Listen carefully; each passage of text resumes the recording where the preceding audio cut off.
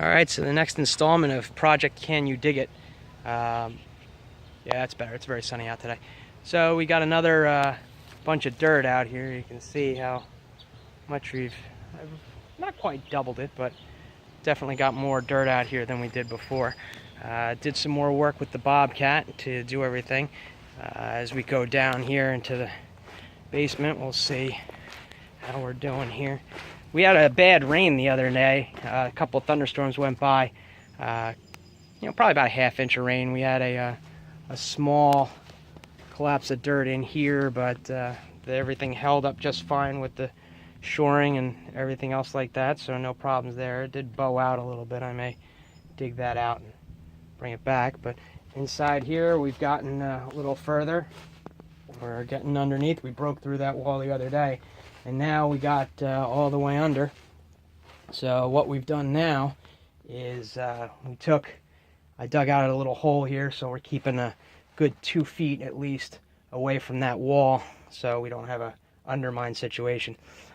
Tiger jack support there, and then there's my pillar that the beam's sitting on. So the plan is to take this out over here and dig that back to the main support beam, put another one of those jacks up there, so I can then get rid of that, which will give me room to get the Bobcat in the rest of the way to get a lot more of this dirt in.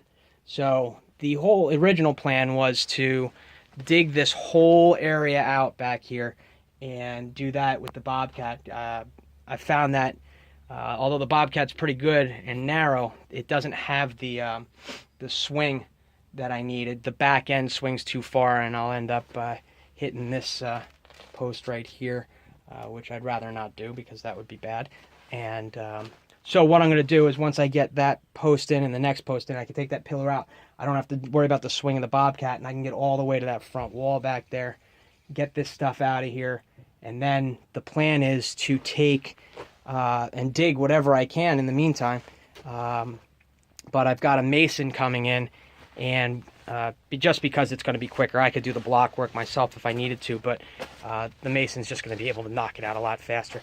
And then what we're going to do is we're going to take and go all the way here back from where I'm going to have a Bilco door out here.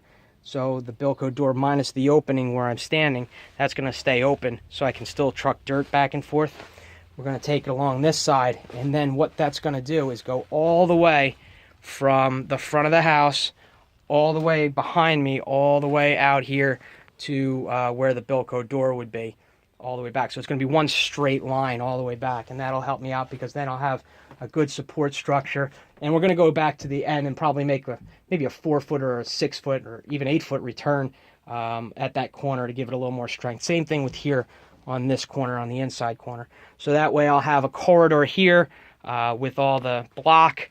That'll hold everything up nicely, and that should support everything. So another day down, some more digging done, no catastrophes. All the walls are holding in nicely, no collapses of any sort, everything's no cracks.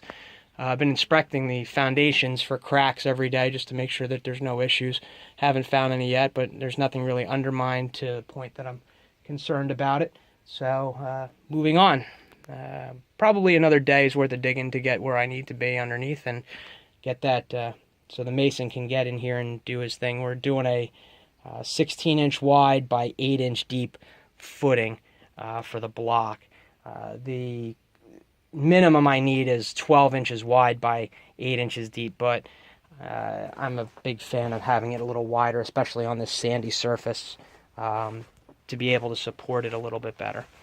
That's it for today, and we'll come again next. Project Can You Dig It? Well under progress.